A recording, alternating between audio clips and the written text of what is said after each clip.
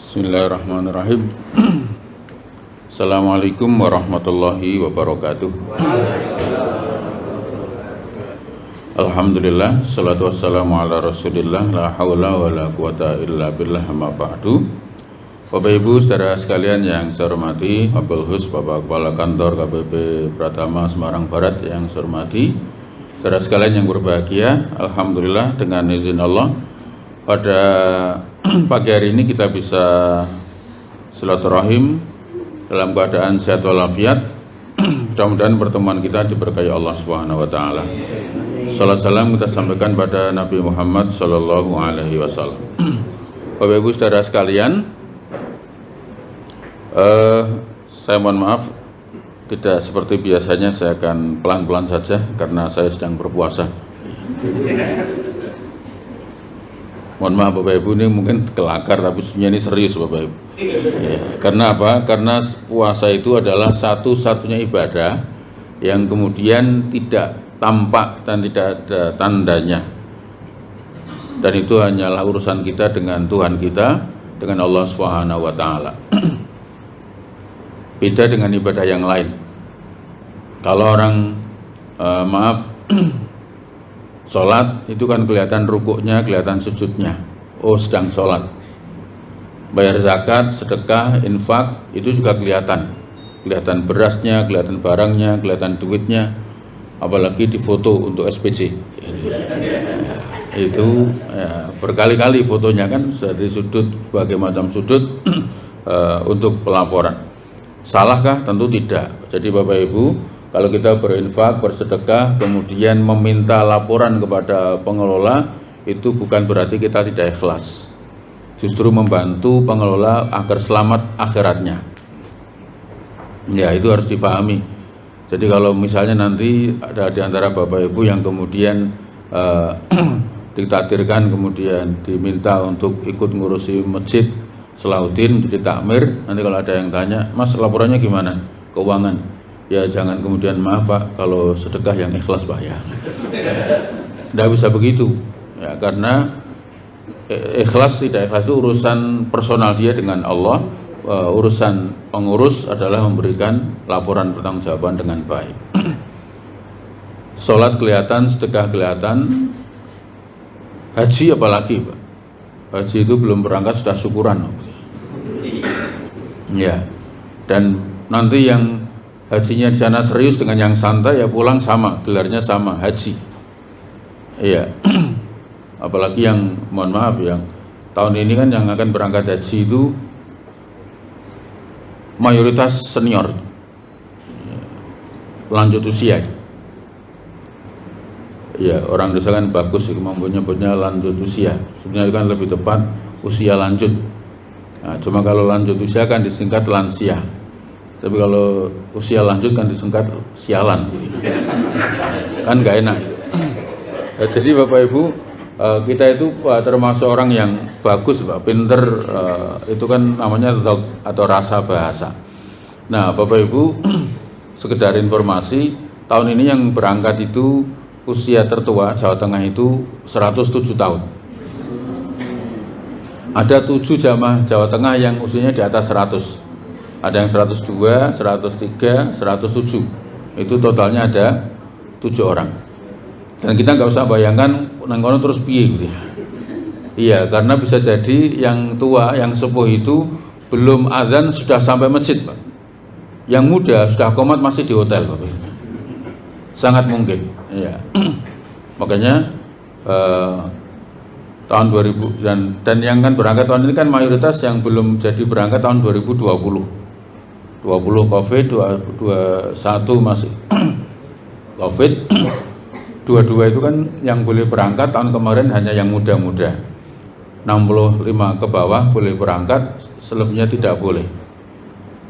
Ya, ada sisi keuntungan buat saya sebagai pembimbing karena ketika membawa jamaah di bawah 60 tahun itu rata-rata satu sehat, yang kedua melek teknologi, sehingga hampir saya tidak pernah kemarin itu nggak pernah nyari orang hilang, jadi nggak ada jamaah hilang, karena malah kadang-kadang jamaahnya lebih pinter daripada pembimbingnya. karena dia bisa nyari jalan pakai Google dan menunjukkan kepada pembimbingnya yang sudah senior-senior itu. Pak, lewat sini aja Pak. Lu kok ngerti? Lah ini Pak jalannya Pak. Nah, orang tua sering begitu. Sehingga yang tertunda sampai 3 tahun kan kemudian sampai mendapatkan gelar Haji Abu Rasyid Arab Budal Ora Sido ya. Nah, Bapak sekalian yang berbahagia, nah tahun ini dilepas oleh pemerintah, semuanya boleh berangkat asal porsinya masuk. Ya, dampaknya yang lebih dari 30% itu senior. Yang termuda dari kelompok senior itu 80 tahun, Pak. Jadi ada kelompok senior dari rentangnya dari 107 sampai 80 tahun itu totalnya 30% lebih, Pak. Sehingga diharapkannya jadi yang 65 itu masih tidak dianggap lansia, Pak. Karena kalau itu dimasukkan lansia juga nanti 50% lebih, Pak. Nah, dan itu ya ada baiknya karena mereka orang-orang yang semangat ibadah, tapi bagi pembimbing kadang-kadang ya ada problem, sehingga kadang-kadang harus nyari karena nggak tahu jalan pulang. Sehingga saya dulu beberapa kali mendapati jamaah sampai kemudian kita sepakati, Pak, dengan kan namanya Jawa toh Pak, nggih, terus ini karena sudah haji kita ganti nama Arab ya Pak. Apa Pak? Haji Ismail. Apa itu? Istirahat makan hilang, istirahat makan hilang. Kita singkat Ismail. Nah, Bapak Ibu sekalian, iya, mungkin Bapak Ibu nggak bayangkan kan asik loh kalau kemudian ketemu dengan para senior itu. Dia bilang, Pak Yai, hotel di sini bagus ya Pak. Nggih Mbah. Menurut jenengan bagusnya di mana? Oh itu kamar mandinya meskipun kecil tapi bagus loh Mas. Lah pripun Mbah? Kalau dibuka itu lampunya nyala, ditutup mati, buka nyala. Saya bilang, loh jenengan pipis di situ Mbah? Iya, ya Allah Mbah, itu kulkas Mbah. Itu bagus banyak dirahmati Allah Subhanahu wa taala. Iya, begitu macam-macam lah yang kita temui. Tapi terlepas dari semuanya, Bapak Ibu, sholat kelihatan, bayar zakat kelihatan, naik haji kelihatan, yang tidak kelihatan itu puasa kita. Ya, puasa itu nggak ada tandanya. Ya, sama sekali tidak ada tandanya. Ada Ustadz, apa sahur? Saya bilang bukan, sahur itu bukan tanda orang puasa. Yang tadi malam sahur belum tentu puasa. Yang puasa hari ini tadi malam belum tentu sahur, karena dia bukan tanda. Meskipun dia sunnah, tetapi karena bisa jadi nggak sempat sahur karena di kos sendiri nggak ada yang bangunkan, kesiangan. Ya, atau kemudian sebaliknya, tadi malam sahur, kemudian berangkat ke kantor, maaf ibu-ibu datang bulan, sehingga nggak jadi puasa. Jadi yang sahur belum tentu puasa, yang puasa belum tentu sahur. Lemes Ustaz, lemes bukan tanda orang puasa, karena kekenyangan juga lemes Pak. Iya, iya kan? Kekenyangan itu juga lemes Bapak.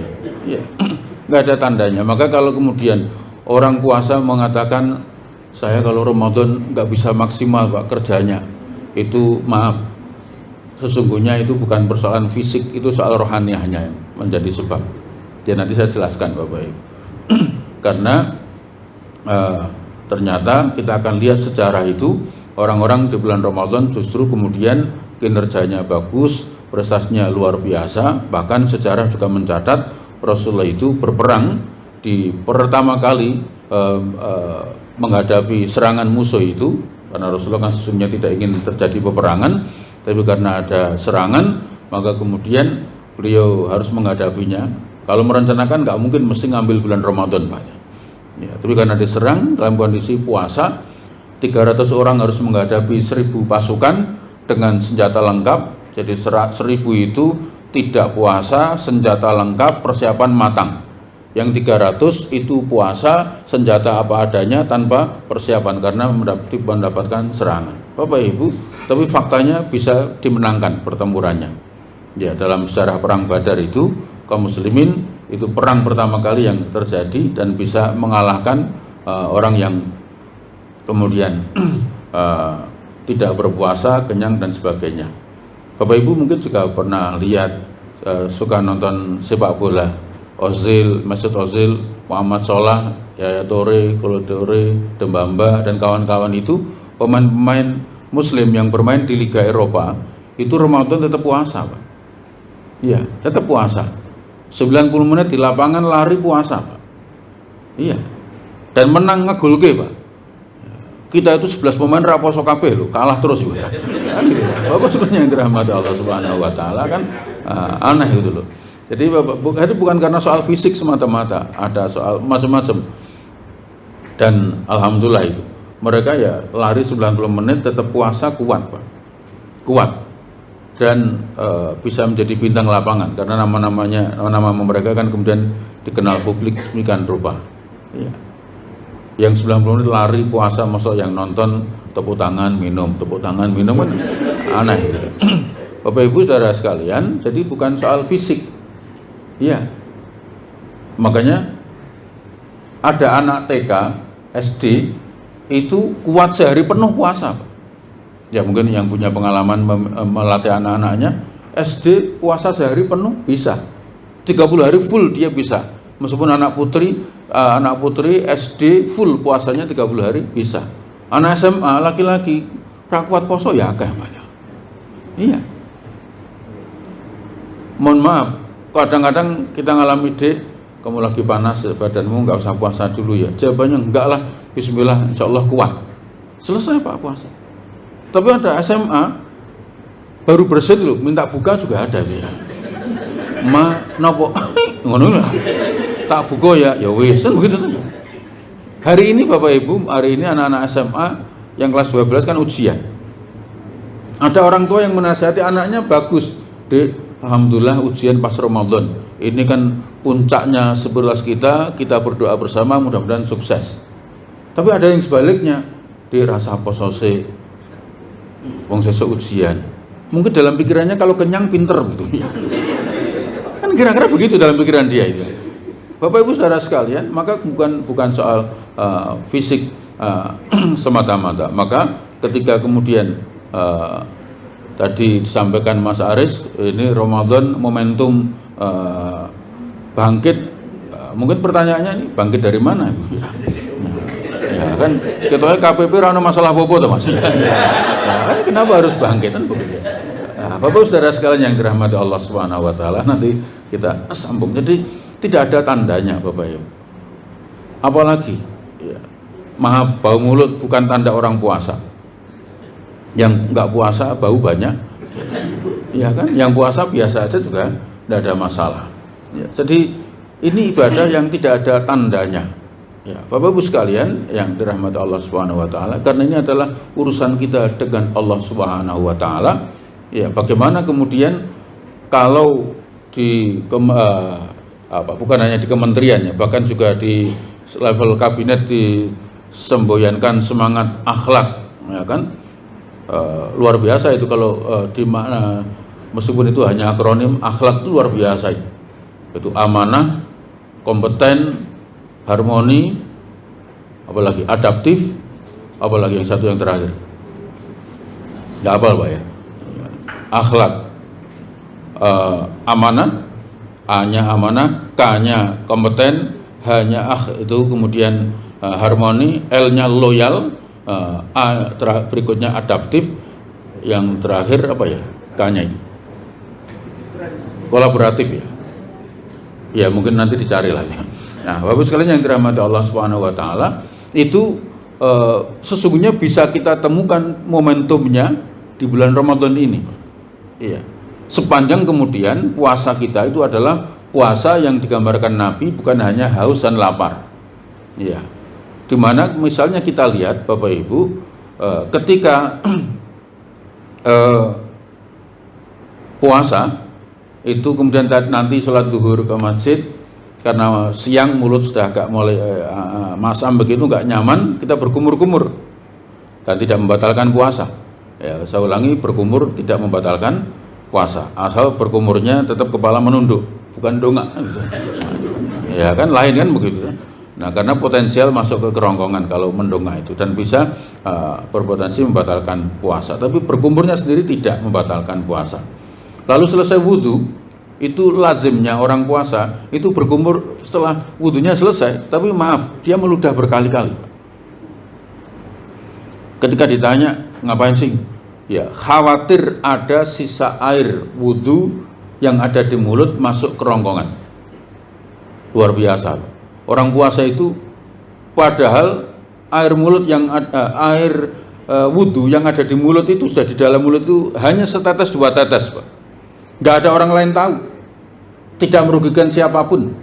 CCTV nggak bisa nangkep, iya kan? Tetapi kita sanggup untuk tidak mengambilnya karena kita yakin Allah melihat kita. Itu kan kemampuan menjaga amanah yang dahsyat itu, Bapak Ibu. Setetes air yang tidak merugikan siapapun, bahkan maaf juga tidak merugikan negara, ya kan? Tapi kita sanggup untuk tidak mengambilnya karena kita yakin Allah melihat kita. Kalau puasa ini kemudian dijadikan momentum untuk kemudian memperbaiki diri kita menjadi lebih baik, setetes air saja nggak mau, apalagi lebih besar dari itu, maka insya Allah akan melahirkan kebaikan. Iya, semalam saya taruh di gedung DPRD bersama Pak Gubernur, saya sampaikan setetes air saja nggak mau menelan, kalau puasanya berhasil, maka insya Allah anggaran negara aman. Ya, begitulah kira-kira kan begitu. Bapak Ibu sekalian, nah cuma masalahnya kita itu puasanya pas Ramadan tok dulu problemnya. Iya, pas Ramadan satu tetes kita nggak mau mengambilnya. Tapi habis Lebaran 2 tangki diangkut kan gitu. Nah, itu kan problem sosial kan kita begitu ya. Iya. Iya, 1 tetes nggak mau tapi 2 tangki angkut. Lah nopo kalau setetes nggak ngefek ke bos ya. Nah, Bapak sekalian yang dirahmati Allah Subhanahu wa taala, sehingga nanti insya Allah nggak ada pertanyaan anak kita di rumah. Ya, loh mah, ini kan kelihatannya kelas kantor, kertas kantor toh main. Kok tahu? Lah itu ada kopnya. Oh, katut wide. Tapi sakrim mah, wah lali wih. Nah, misalnya. Iya, insya Allah kalau kemudian kita bisa menjaga seperti itu. Ini kan momentum bangkit dari, mohon maaf Bapak Ibu, karena setiap tempat itu tidak ada yang sempurna. Saya harus sampaikan, tidak ada tempat yang sempurna dimanapun. Ya, mohon maaf. Di pesantren tempat yang bagus, tetapi tetap ada 1-2 santri yang bermasalah. Jangan sampai kemudian pesantrennya ditutup hanya gara-gara ada 2 santri yang bermasalah. Di akademi kepolisian itu juga ada yang punya masalah, 1, 2, 3, 4 dan seterusnya. Ya kan begitu. Ya kan ada masalah, tapi bukan akpolnya yang dihancurkan kan begitu. Oknumnya saja yang kemudian harus diselesaikan. Sama di Kementerian Keuangan, Bapak Ibu, semuanya di setiap tempat itu ada orang baik, ada yang kurang baik. Ya, itu dimanapun. Iya. Hanya kemudian kan setiap tempat godaannya berbeda, ya kan?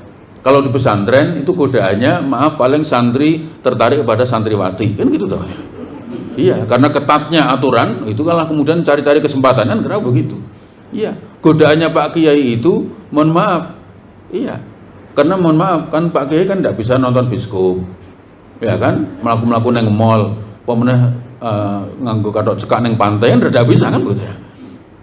Maka kemudian hiburannya hanya 1, istrinya, ya kan? Maka anaknya banyak kan gitu tuh Pak.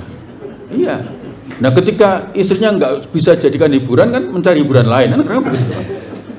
Dan itu maaf manusiawi. Maka kemudian saya selalu sampaikan, iya, kalau kita laki-laki kiai jangan buka pondok pesantren tahfidzul Quran untuk putri, berisiko besar. Iya, mohon maaf yang terjadi kasus di Jawa Barat itu karena dia kiai laki-laki muda membuka pondok pesantren putri, resikonya besar. Iya, sehebat-hebat apapun kiai dia tetap manusia kok. Iya, coba Bapak Ibu bisa bayangkan santriwati datang ke kiai hafalan Qurannya sendirian, santri itu menunduk sambil hafalan, kiainya nonton, bahaya banget kan betul.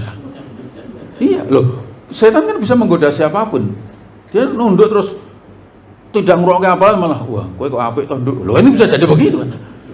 Loh itu saya mengingatkan saya pribadi dan juga kawan-kawan, jangan sembrono, hati-hati. Kalau kita laki-laki yang buka pondok pesantren, laki-laki aja. Kalau mau buka pondok pesantren, apalagi tahfidzul Quran, yang setorannya itu santri menunduk, gak berani melihat wajah kiainya, ya yang harus mengecek hafalannya adalah bunyainya, harus perempuan. Kalau sampai istrinya nggak hafal Quran, jangan nangani sendiri, yakin fitnahnya lebih besar. Iya. Kalau ke pesantren mungkin godaannya itu, ya kan? Kalau kemudian polisi godaannya ya yang terkait dengan hal-hal yang seperti itu. Sama di setiap tempat, Bapak Ibu. Maka kemudian Bapak Ibu sekalian yang dirahmati Allah, belajar dari ibadah puasa yang kita lakukan, maka kemudian setetes air yang tidak ada orang lain tahu, tetapi kita yakin Allah pasti melihat kita, maka kemudian kita sanggup untuk menahan diri tidak mengambilnya, karena itu bukan hak kita. Di ruangan kita, apalagi non sewu, di ruangan Pak Kepala Kantor, itu kan fasilitas insya Allah ada dispenser, ada dingin, ada panas, ada teh, kopi, semuanya halal loh Pak, ya kan, teh, kopi, dan lain-lain semuanya halal. Tapi kemudian, dan tidak ada CCTV Pak, ya kan, di ruang pimpinan kan nggak ada CCTV itu Pak, adanya kan di staf kan, kira-kira begitu ya kan, begitu, iya, supaya pimpinan bisa ngontrol apa yang dilakukan stafnya. Itu kan hukum aturannya memang begitu. Nggak usah punya ide. Saya dulu punya ide nakal dan kemudian diprotes itu. Bagaimana di ruang pimpinan juga dipasang CCTV supaya kita juga ngerti apa yang dilakukan pimpinan. Jangan-jangan turui, lah misalnya begitu. Nah, misalnya kan begitu. Ya saya pernah usul begitu. Dan saya usulnya bukan pada posisi waktu saya bukan staf, saya sedang mimpin Pak. Jadi saya usulnya dalam posisi sedang memimpin. Tapi kemudian tidak usah lah Pak, jangan, daripada nanti dengan setelah selesai ganti orang, sistemnya dilepas lagi kan tidak bagus. Ya maka ya sudah nggak usah aja. Saya batin cocok. Kan begitu ya. Tapi kan setidaknya saya usul baik kan begitu. Nah, Bapak yang dirahmati Allah Subhanahu wa taala, mohon Pak enggak usah ikut-ikutan Pak ya begitu.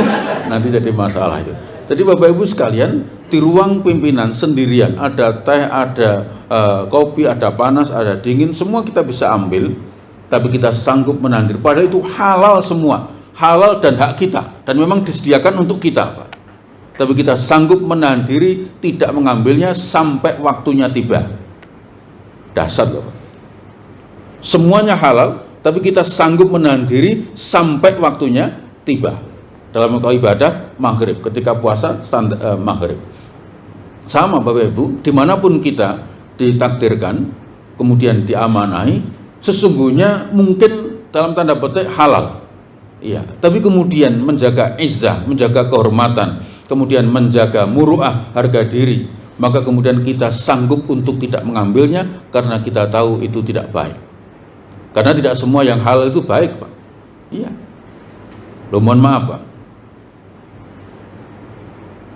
ucapan terima kasih, coba Bapak Ibu, itu kan angel Bapak Ibu. Masa orang mau terima kasih nggak boleh? Iya.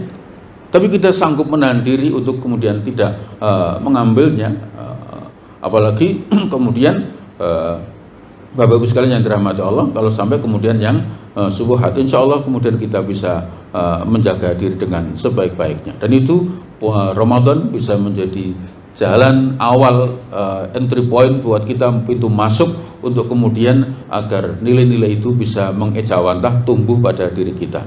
Itulah kenapa kemudian digambarkan seandainya umat ini tahu tentang kemuliaan dan kebaikan Ramadan, mereka berharap setahun itu full Ramadan, sehingga betul-betul bisa menjaga dengan sebaik-baiknya. Ya, mohon maaf Bapak Ibu sekalian yang dirahmati Allah, ini contoh ekstrimnya. Hari Ahad kita di rumah bersama istri, ya kan? Kemudian maaf, di kamar istri keluar dari kamar mandi, kemudian kita tertarik. Sang suami luar biasa, pakai baju yang rapi mah, jangan ganggu orang puasa mah. Luar biasa itu. Istri sah, suami sah, di rumahnya sendiri, tidak ada yang ganggu. Kalaupun ada orang lain tahu nggak urusan, wong itu suami istri sah. Tapi kita sanggup menghindarinya, luar biasa. Istri sah, suami sah, bisa kita hindari, apalagi yang tidak sah. Insya Allah lebih mudah menghindari. Nah, problemnya kadang-kadang kan pas Ramadan istri dihindari, habis Lebaran teman yang dikejar Bapak. Nah, itu yang problem kan itu Bapak Ibu. Nah, Bapak Ibu sekalian yang dirahmati Allah, mohon maaf karena salah satu godaan kita itu, Pak. Ya, godaan kita itu kadang di situ.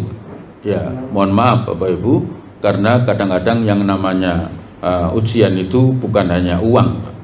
Ya, ada kawan pernah cerita itu, diketuk kamar ketika dia menginap di hotel, dia diketuk pintunya dan kemudian dia dilihat dari dalam, dari saya tidak tahu namanya, lubang kecil kayak kaca itu namanya apa tuh? Yang bisa untuk melihat keluar di kamar hotel itu. Namanya apa ya? Pokoknya ya, alat inceng lah gitu. Ya, kan kita dilihat dari situ ternyata seorang perempuan. Ya, lo itu kalau puasanya nggak bagus, berat itu Pak. Dibuka, selamat malam. Sama siapa Mbak? Mohon maaf, saya maaf ya, sodakohnya bapak itu. Saya jawab, sodakoh itu ya. Kan angel banget udah. Iya. Loh, mungkin maaf kalau iya sodakoh iso guyu nyenengke banget Pak. Ya Allah ini piye? Iya. Bapak Ibu yang dirahmati Allah Subhanahu wa taala, kawan pernah mengalami begitu. Selamat malam. Maaf semula baik pun, malam Bapak membutuhkan kopi, enggak, saya enggak ngopi. Ya. Kopi kami bagus, enggak, saya enggak ngopi. Mohon maaf, kopinya sudah di depan pintu. Ya. Ternyata ketika dibuka itu kopinya itu guyu, banget Pak. Iya, ya Allah, kok orang ngomong ket mau. Ya, gitu loh Bapak Ibu yang dirahmati Allah Subhanahu wa taala. Loh, kalau kemudian puasa kita bagus, insya Allah kita karena rumit Pak kalau sudah kemudian begitu, dan kita bisa melihat sejarah di antara keruntuhan bangsa, keruntuhan penguasa, keruntuhan personal, itu salah satunya faktor ini Pak. Ya, baik positif maupun negatif. Ya, lihat misalnya Fir'aun. Fir'aun itu kan penguasa yang luar biasa, tapi dia tidak bisa mengatasi satu ini, repot Pak. Iya, Bapak Ibu sekalian, kan dia bermimpi bahwa kerajaannya akan dirobohkan, dihancurkan oleh bayi yang akan lahir laki-laki. Maka dia membuat keputusan semua bayi laki-laki dibunuh Pak. Tapi Allah mengendaki lain. Ada satu bayi yang diselamatkan oleh Allah, dihanyutkan oleh ibunya ke sungai, dalam bok ditemukan oleh istrinya Raja Fir'aun. Iya, istrinya Fir'aun itu lama mendapatkan putra laki-laki, mendapat lihat bayi ganteng begitu senang, dibawa pulang, lupa dengan omongan suaminya. Ketika sampai di rumah suaminya, Fir'aun kaget lihat, loh kok ada bayi laki-laki, langsung tegas, bunuh. Begitu. Kata istrinya lebih tegas, berani membunuh, pisah. Fir'aun mundur Pak ya. Iya. Setidaknya menurut rentang sejarah ya, dalam fakta sejarah, karena ketidaktegasan Fir'aun menghadapi istrinya, kerajaannya hancur Pak. Dia mundur Pak. Iya, istrinya Fir'aun tegas. Saya tadi bilang itu positif atau negatif itu di situ. Iya. Akhirnya luar biasa, kerajaannya Fir'aun hancur Pak. Iya, dia Fir'aun itu luar biasa. Jangankan prajurit jenderal takut, jangankan menteri, perdana menteri pun takut dengan Fir'aun. Tapi sehebat-hebatnya Fir'aun ditakuti semua orang, tapi ternyata dia takut dengan istrinya Pak. Di sini wanita menjadi luar biasa, dan banyak juga yang jatuh soal hal-hal seperti ini. Maka puasa sekali lagi Ramadan jadi pintu masuk buat kita memperbaiki kualitas diri kita, setidaknya belajar dari ibadah puasa yang kita lakukan. Satu. Yang kedua Bapak Ibu sekalian, orang puasa itu indahnya ya, Ramadan itu orang kemudian berbuka dengan yang manis, yang enak, dia ya alhamdulillah, kemudian berbuka dengan tidak seperti harapannya, juga masih berkata alhamdulillah. Hari Ahad libur, kemudian suami istri menyiapkan makan dengan bagus, pembantu siapkan meja lengkap kalau tidak ada pembantu, kemudian keluar bersama makan malam, bukanya dianggap aja dinner keluarga, lalu kemudian siapkan menu yang luar biasa, Allahu Akbar, azan masuk, bahagianya luar biasa. Ya, semuanya disiapkan. Tapi jangan lupa ketika orang berbuka itu, keinginannya yang beragam itu hanya kemudian bisa selesai hanya dengan 1-2 teguk minuman yang kemudian masuk ke dalam kerongkongannya. Tapi dia bahagia karena dia siapkan dengan lengkap. Iya, rumah yang bagus yang kita bangun itu, maaf, yang kita nikmati rata-rata hanya teras dan kamar kita. Iya, nggak ada yang betah di dapur, bagus apapun dapurnya. Iya. Makanya saya kadang-kadang heran orang yang rumah itu yang pokoknya depannya diperbagus indah, membangunnya bertahap. Yang depan bagus dulu. Yang padahal yang menikmati bagus itu orang luar malah. Kan nggak ada tuh kita pulang terus ndelok rumah terus HP omahku ya. Tetap masuk Pak ya. Begitu masuk tidur di samping semen. Kan sakit banget Pak. Iya kan? Mestinya yang kita baguskan kan kamar kita dulu yang akan kita nikmati gitu. Iya, orang bangun bertahap. Seringnya begitu Pak, yang dibangun depannya dulu biar tampak indah, itu maaf, itu kan memuaskan orang lain sesungguhnya. Sementara kita menderita terus kan begitu. Iya.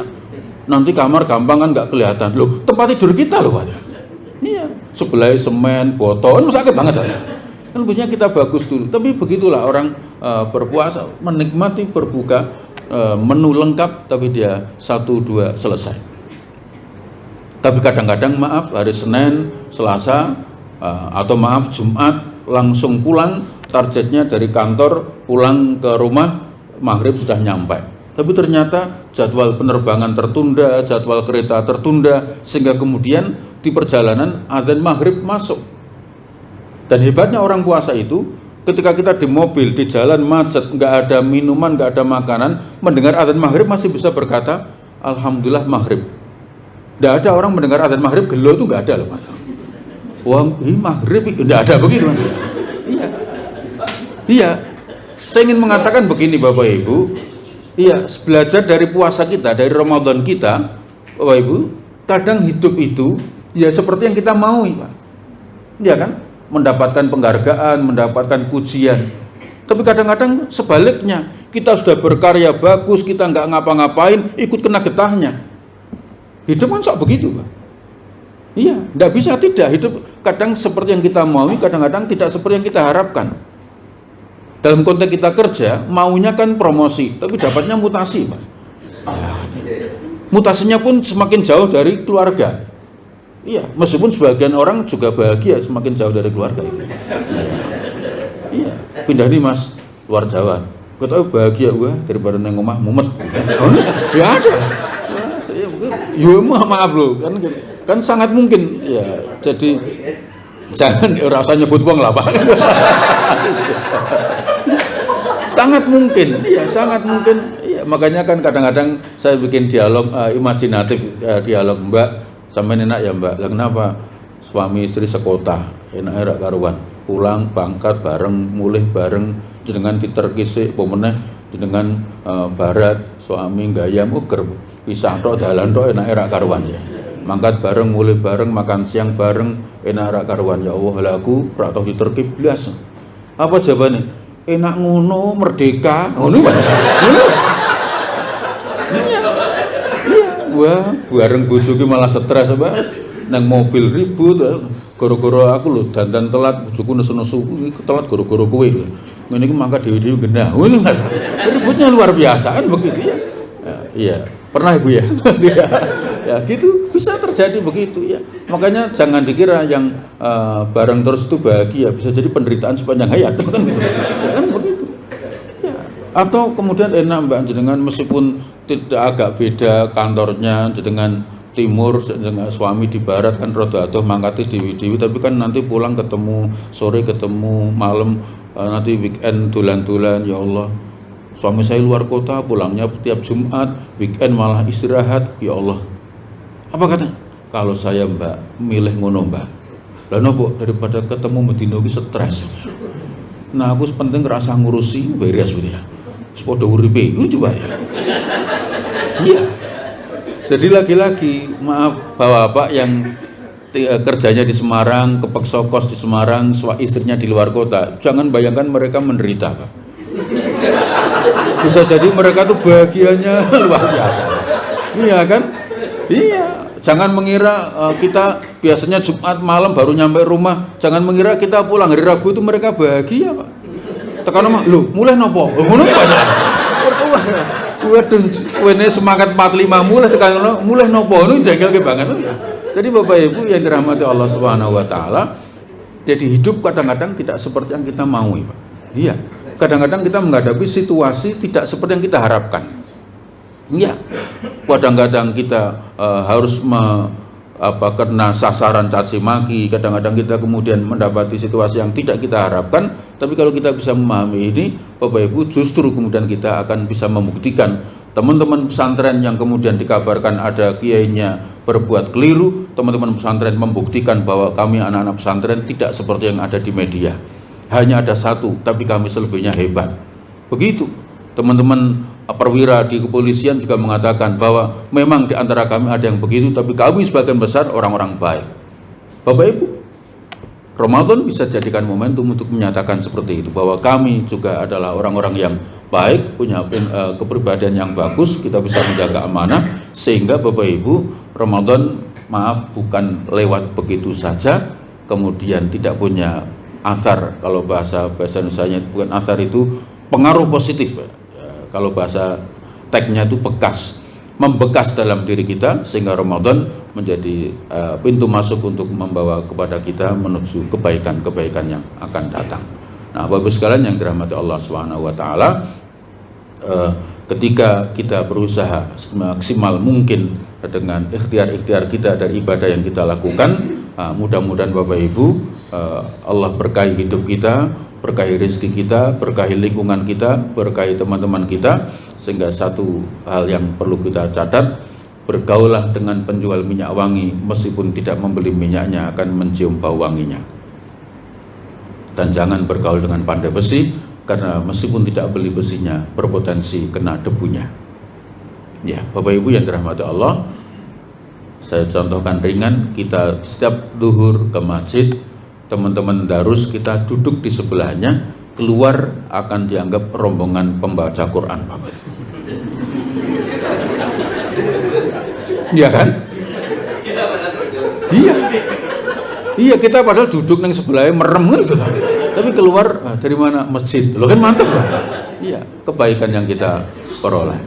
Karena begini Bapak Ibu, 4 anak merokok dan sebaliknya tadi kalau kan kebaikan, 4 anak merokok, 1 tidak merokok, itu potensial dia akan menghirup asap rokoknya dan lama-lama potensial bergabung merokok. Ya, maka kemudian kita harus saling mengingatkan satu dengan yang lainnya. Iya, 4 merokok, 1 enggak, rasa enggak ya. Iya, wong lanang ngerokok, sok suci. Jawab aja, sok najis. Iya kan begitu. Kowe sok suci, jawab aja, kowe sok najis. Kita itu disebut sok suci malah ketakutan apa ya? Iya. Ya mestinya kan kowe sok suci, kowe sok najis, beres apa? Iya. Bulinya kan begitu. Laki-laki enggak berani merokok, kamu itu kayak banci. Padahal bancinya merokok. Kan susah lagi. Lu kan tambah rumit lagi tuh Bapak Ibu. Maka kemudian Bapak Ibu, penting Bapak Ibu menciptakan lingkungan yang baik di bulan ini. Mudah-mudahan bermanfaat. Mohon maaf kelewatan 2 menit. Assalamualaikum warahmatullahi wabarakatuh.